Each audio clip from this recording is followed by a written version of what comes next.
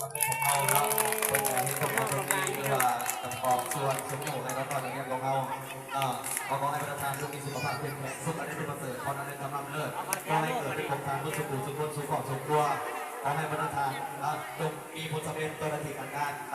ขอรับใจ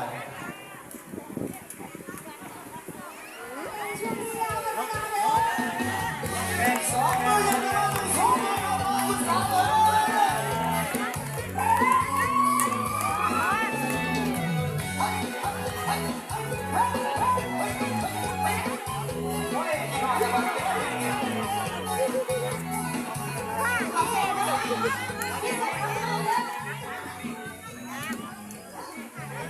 เขามาถามน้องมาไม่อยู่ในรถแห่กันเลย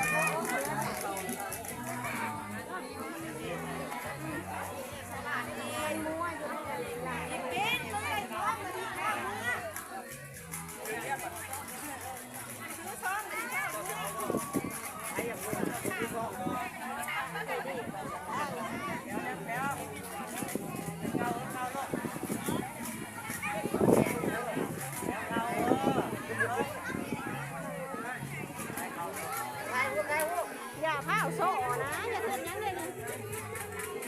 มันเทียบยังก็ไม่ได้โดยสารมันติดฮะ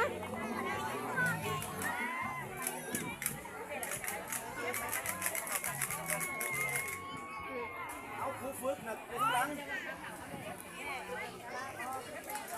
ครูคนเป็นอะไรครูอาจารย์ครูสอน